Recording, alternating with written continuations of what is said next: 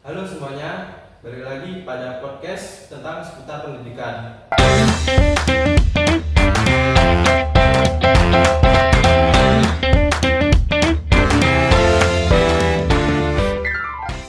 Saya, Jafar Zaki Adani, akan mendatangkan tamu dari mahasiswa Universitas Jember yang sangat keren dan hebat. Mari kita sambut. Halo. Halo. Silakan duduk. Podcast kali ini kita akan membahas tentang kemajuan teknologi pada pendidikan, yaitu atau pendidikan modern digital. Boleh perkenalkan diri? Oh, boleh. Mulai dari saya. Ya. Saya Rifah Tarika Islami dari Universitas Jember dari program studi pendidikan IPA. Kalau saya Dewi Fatmawati dari Fakultas Keguruan dan Ilmu Pendidikan dengan program studi pendidikan IPA. Saya Rina Dwi Islami dari FKIP dan Prodi Pendidikan IPA. Rata-rata dari pendidikan IPA ya, Kak ya? Iya. Kuliah pengalaman atau cerita sedikit tentang masuk ke dalam Universitas UNED ini. Kalau dari saya untuk memilih UNED ini karena saya tidak dibolehkan untuk kuliah keluar kota jauh-jauh dari rumah. Karena rumah saya kan Banyuwangi, Kak. Ya kebetulan kan Banyuwangi sama Jember itu deket. Jadinya saya disuruh sama orang tua itu kuliah di Jember gitu. Dan kebetulan keluarga saya itu kebanyakan itu masuk di dunia pendidikan. Jadi saya disarankan masuk ke jurusan pendidikan gitu, Kak. Selanjutnya mungkin dari Kalau alasan saya soalnya kurang lebih sama karena saya kan juga asli dari Jember. Nah, terus sama orang tua juga gak boleh jauh-jauh, gak boleh keluar kota. Nah, kalau alasannya milih FKIP ya karena mungkin cita-cita saya mulai kecil tuh pengen jadi guru. Karena gurunya guru apa? kalau waktu kecil belum kepikiran. Ya. Kalau akhirnya memilih FKIP dan keterima. Kalau enggak, Kalau aku pribadi ya sama, karena ya lokasi saya juga di Jember juga dan tidak ini kan keluarganya saya sendiri pernah di sini juga, jadi mengikuti jejak abang saya. Kalau FKIP ini alasannya itu kalau aku pribadi ya sebenarnya karena tidak lolos di pilihan pertama jadi kesini di FKIP. emang pilihan pertamanya gimana atau apa? Kalau pertama pengennya hukum tapi karena nggak lolos. Keren. Semangat ya kuliah di semoga cepat lulus ya. Amin. Ngomong aku juga dari IPA sih. Oh iya, ngomong katanya UNED masuk ke dalam top univ di Jawa Timur. Emang iya? Oh iya. Iya maksudnya. Ke berapa kira-kira? Kalau ya masuk keunggulan, Kak, Nasional di kan? Jawa Timur Iya. itu termasuk universitas unggulan karena di Universitas Jember ini kan banyak sekali fakultas dan prodinya yang berkualitas juga dan juga banyak beasiswanya juga, Kak, gitu. Kalau peraih penghargaan, kalau misal kayak peraih penghargaan apakah tentang apa? UNED apa biasanya? Ada apa? Kemarin itu di hukum peringkat ke-13. UNED juga dapat peringkat perguruan tinggi terinovasi dalam itu Adidaya Ormawa Adidaya Berdoa. Keren juga ya UNED ya. Termasuk strategis, terus banyak juga yang luar pulau ingin masuk ke UNED. Iya. Padahal ya di daerah, termasuk di daerah lah yang kurang maju. Baik. Kita akan masuk ke dalam yang kita akan diskusikan atau obrolin secara santai aja tentang pendidikan yang berbasis digital. Contoh misal kayak chatbot. Chatbot itu kayak pemrograman gitu kan ya. Kalau dari jenengan pendapatnya gimana? tentang chatbot itu? Banyak banget sih Kak, kalau penerapan dalam dunia pendidikan itu. Ya. Kalau dalam dunia pendidikan itu bisa mempermudah mahasiswa itu mengakses informasi kayak materi yang belum paham gitu. Contohnya kayak seperti di laporan praktikum gitu ya Kak. Itu kan pasti ada kesusahannya gitu. Nah, informasinya itu bisa dicari atau diakses itu melalui chatbot tersebut gitu. Kayak kurang paham gitu ya, Ya, tentang kalau penjelasan materinya- pas praktikum Iya, bisa betul belajar banget, sendiri Kak. di satu. Ya, kalau materinya sendiri itu bisa seperti hukum Newton, perubahan wujud gitu-gitu Kak. Iya. Untuk matematika juga bisa Kak. Tentang Kayak- yang kayak fisika hukum Newton berapa itu kan belajar juga Iya. fisika gaya. Iya. Bisa juga konsep IPA itu kayak perubahan zat itu kayak ada pembekuan, pencairan, pemberian gitu. Jadi itu semuanya ada di chatbot gitu. Iya. Kalau misal perubahan wujud zat itu dijelaskan secara detail apa enggak? Atau cuma intinya saja gitu? Nah, itu tergantung dari kitanya sendiri. Bisa menangkap Bisa penjelasan itu iya, yang kalau misal dijelaskan. pengennya itu kayak ini lebih secara rinci ya kita belum minta disitunya itu secara rinci banget Kak. Jadi kalau kita maunya kayak secara singkat itu baru kasih yang secara ringkas. Nah, jadi tergantung dari kitanya sendiri. Misal kayak kalau kayak fisika MTK berarti juga bisa atau rumusnya aja biasanya. Itu tergantung kita juga kan kita mintanya gimana. Kalau mau rumusnya itu ya ada rumusnya terus dijelaskan juga cara ngerjainnya itu kayak gimana. Oh. Jadi jawabnya chatbot itu juga tergantung cara kita bertanya juga Kak. Kita maunya rumusnya aja atau pakai secara teorinya rinci. juga ya gitu. Oh. Ya, Mantap. tergantung dari pertanyaannya juga. Canggih juga ya Iya. sekarang. Kalau zaman sekarang ini Kak ya. Di handphone lagi Ya. udah Bisa tinggal diakses di mengakses mana-mana aja. ya. Itu Iya. lebih praktis. Iya, praktis. Mungkin kalau kan pasti di balik penerapan pada tugas-tugas yang banyak seperti laprak, terus apa itu makalah, terus penjelasan-penjelasan teori tentang ya seputar IPA, pasti kan ada manfaat dari chatbot tersebut. Menurut kalian manfaat apa saja contoh misal Di dalam manfaat pendidikan. ya di dalam pendidikan?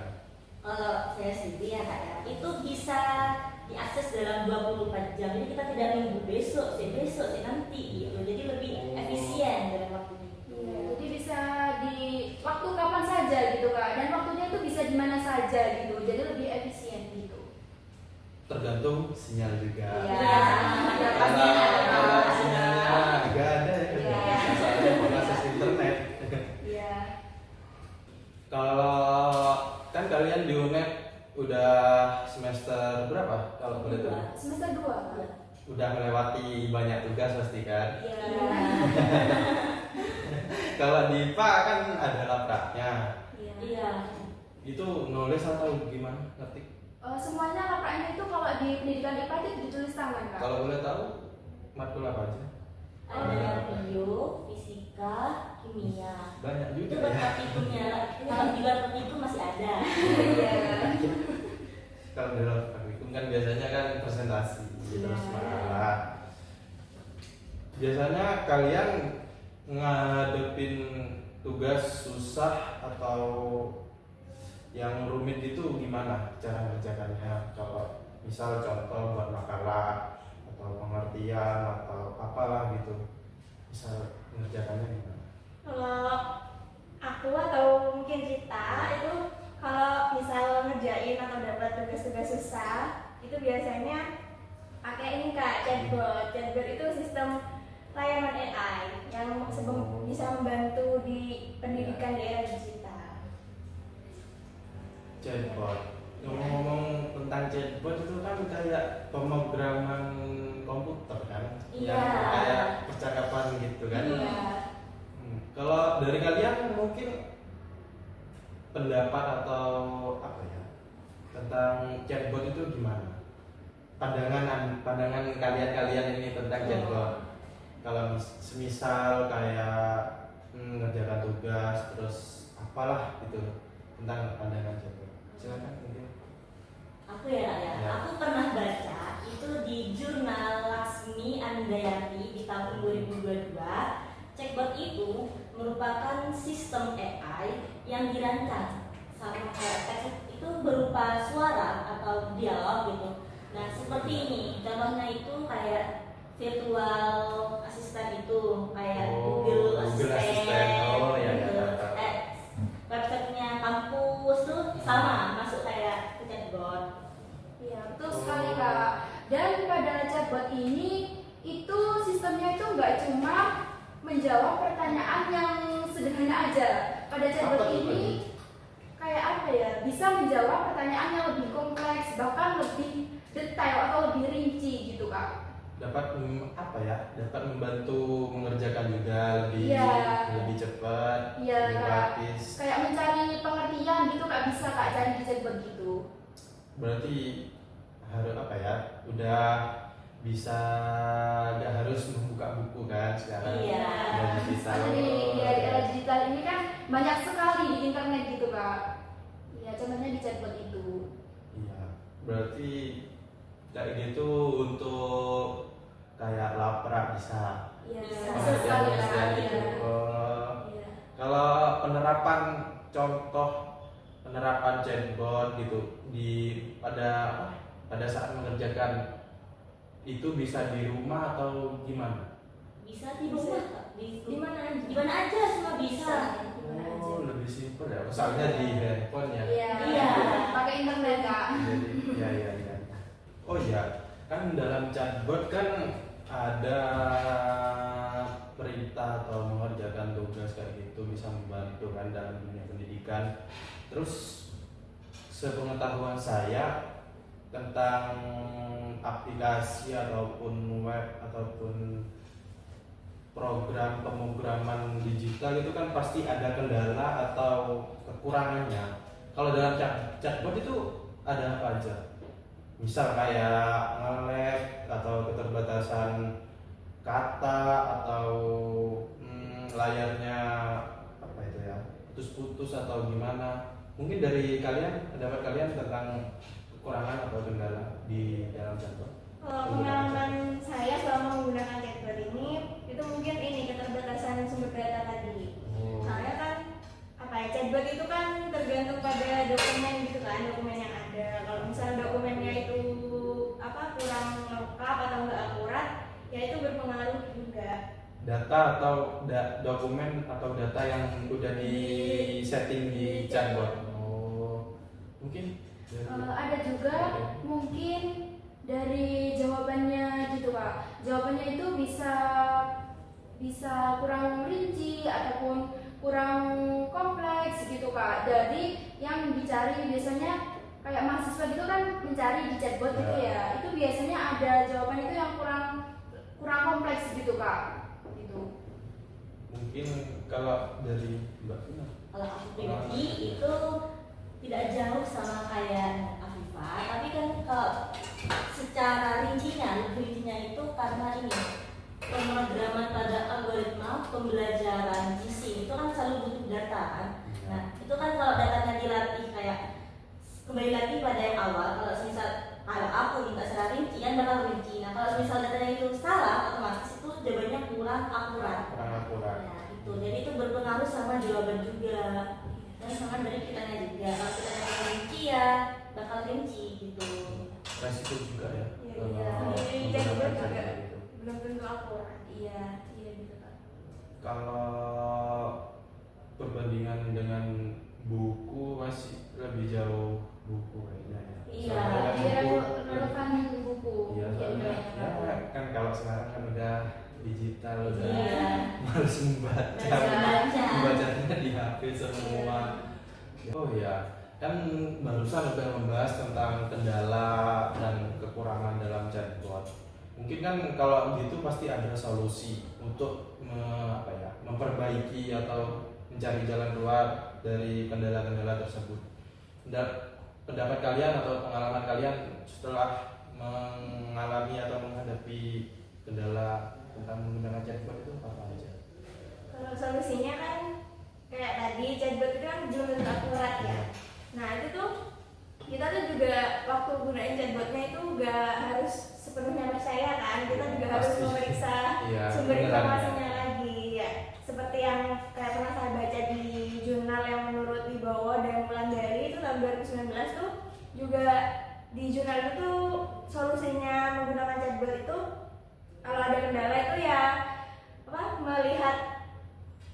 referensi, Iya. membandingkan dengan sumber lain sumber yang akurat dia atau enggaknya, agar apa dapat, kalau misal kita kayak tadi kurang puas itu kita bisa ngajuin lagi kalau menurut kita itu kayak gak kurang akurat. ya, kurang gitu bisa dipahami. Ya, Mungkin kalau solusi untuk jawaban yang kurang rinci tadi ya Kak, itu sebenarnya dari pertanyaan juga sih, dari pertanyaan juga itu juga harus rinci juga Kak. Jadi di sini di chatbot ini jawabannya itu juga tergantung pertanyaannya gitu loh. Jadi kalau pertanyaannya itu kurang rinci atau kurang detail, itu jawabannya jawabannya itu mengikuti orang detail juga gitu Kak. Kurang spesifik. Iya. kalau semisal udah jawabannya udah rinci, terus kita kurang paham, bagaimana solusinya mungkin dari kalian? Kalau menurut saya ya itu kalau semisal Atau membaca buku kah? mungkin iya itu pasti kayak literatur gitu. Jadi dari misal kita dari chatbot ya, Ya. kita lihat dulu dari buku apakah ini benar atau tidak isinya. Memastikan Karena kan kalau dari chatbot itu kurang akurat, jadi kita harus lihat literatur dulu dari buku ataupun di jurnal. Kebanyakan kalau di buku itu sudah apa ya, lebih detail jawabannya karena menurut si ini si Terus ini, lebih gitu. terpercaya soalnya udah buku kan Iya, penelitian. banyak Penelitian. Penelitian. Kalau dari kalian chatbot itu untuk kedepannya atau ya untuk generasi selanjutnya masih layak atau lebih apa ya, lebih efisien membaca buku atau tetap mengikuti era digital dalam dunia pendidikannya? Karena kan zaman sekarang kan modern ya, kan semakin lama kan semakin modern. Jadi orang-orang itu lebih Mungkin mengikuti alurnya ya kayak modern gitu. Jadi kalau dari aku pribadi, dari sudut pandangku sendiri, mungkin orang-orang semua lebih memilih chatbot ketimbang membaca buku karena kan banyak kan berita-berita kalau di Papua ini kurang literasi, kurang apa gitu. Jadi chatbot itu lebih efisien. Tapi ya kebanyakan masih kurang akuratnya gitu. Karena kan chatbot juga bisa diakses di mana-mana itu kayak Tergantung style ya. Ngomong-ngomong soal era digital atau modernisasi dalam dunia pendidikan di masa depan, kan ada seorang guru. Nah, menurut kalian di masa depan itu peran guru gimana? Tergantikan atau tetap atau gimana? Kalau menurutku ya itu tidak bisa digantikan karena kan guru kan sudah menempuh dari S1 ataupun S2 itu tidak bisa digantikan sama chatbot dan juga kan belum tentu yang kita tanya di chatbot itu akurat. Tapi kalau guru kan sudah menempuh, otomatis kan sudah tahu kan ilmunya kayak apa, terus apa harus tahu semua ketimbang Terus chatbot. bukunya juga yang dipelajari dari penelitian yang akurat. Iya, akurat. Sudah pasti akurat. Karena kan guru itu juga ya itu tadi sih Kak, sudah menempuh pendidikan yang tinggi gitu Kak, dan pengalaman sudah pasti banyak sih kalau seorang guru gitu. Ilmu yang diberikan juga apa ya? Lebih Benar, ya, iya. lebih benar. Ya kayak contohnya tuh kayak guru bio itu kan pasti masih yang di perkuliahan itu pasti S1-nya tuh video, jadi itu lebih mendalam gitu.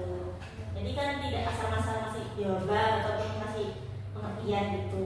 Jadi kan sudah mendalami dulu sebelum kita kasih pendapat pada mahasiswa atau siswa. Ngasih tahu ilmunya. Iya. Baik, mungkin itu saja sih dari podcast kali ini teman-teman. Cukup mungkin seru banget ya. Iya. Gak terasa kita Iya. ngobrol udah berapa menit ya? Iya. Setengah jam kan? Iya. Mungkin itu aja. Terus pesan dan pesan buat sobat-sobat yang menonton. Oke. Kalau Silakan. pesanku ya buat mahasiswa karena kita mahasiswa Iya. kan. Nah, itu usahakan kalau ada tugas yang di chatbot boleh lihat, tapi kita juga lihat di belakang kalau misal lebih diteraturkan dalam buku, jurnal biar tidak Membandingkan lah istilahnya. tidak ada yang salah gitu ataupun kayak kurang-kurang gitu. Jadi ya usahakan sih. Kita harus juga literasi ke buku gitu Kak, atau jurnal gitu. Jadi Banyak-banyak kita literasi. ya nggak bergantung pada chatbot aja gitu. Soalnya kan kebanyakan kayak tadi chatbot itu kurang akurat, jawabannya kurang detail, kayak gitu-gitu sih kak. Iya. Oke, jangan lupa ada lagi sih. Jangan lupa untuk tidak ada tergantungan untuk kepada teknologi karena ya itu balik lagi tidak akurat dan akuratnya Iya. masih bimbang atau ragu. Iya, dan perbanyak literasi Literasi. pada buku atau jurnal gitu sih kak. Oke, mungkin sampai sini aja. Terima kasih kakak-kakaknya Iya. yang sudah mampir di podcast ini Iya. berbagi pengalaman, pendapat tentang literasi dalam menggunakan teknologi di dalam dunia pendidikan. Iya. Terima kasih. Iya. Selamat sore teman-teman. See you.